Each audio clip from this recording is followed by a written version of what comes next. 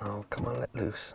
Dave Thatcher has been working at the Jornada Experimental Range ever since he graduated from NMSU about 25 years ago. Recording rain gauges and add my standard rain gauges. As the supervisory range technician, he makes sure all the equipment sends readings back for scientists and researchers to collect. Every so often, it just sends out a signal just to test to see if headquarters is there, see if that link is still there.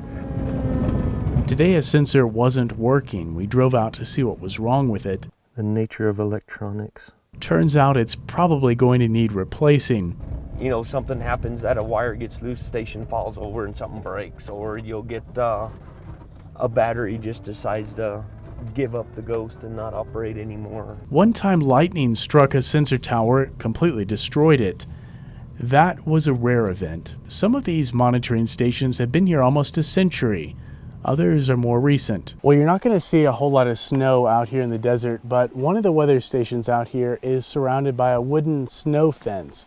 Well, that's because it's operated by NOAA, and so since they operate weather stations all across the country, they want all of them to be the same so the data won't be different. Plus, the wooden fences keep the wind from interfering with rainfall readings, something you will definitely see in the desert. Jornada won a nationwide competition to become the next climate change hub. The leader of the new hub, Albert Rango, is on NMSU's campus, spearheading collecting all of that information that will help farmers and ranchers. Help them combat the effects of climate change, as well as drought and flooding and the things that are going to happen as a result of climate change. Farmers in the Southwest need as much information as possible under the recent and widespread drought. And that's California, Nevada, Utah, Arizona, and New Mexico.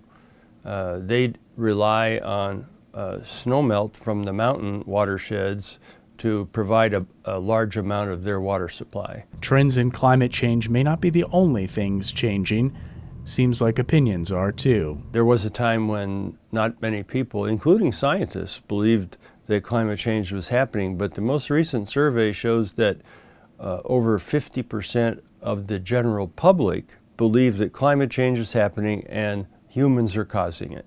Sloan Patton, KRWG News.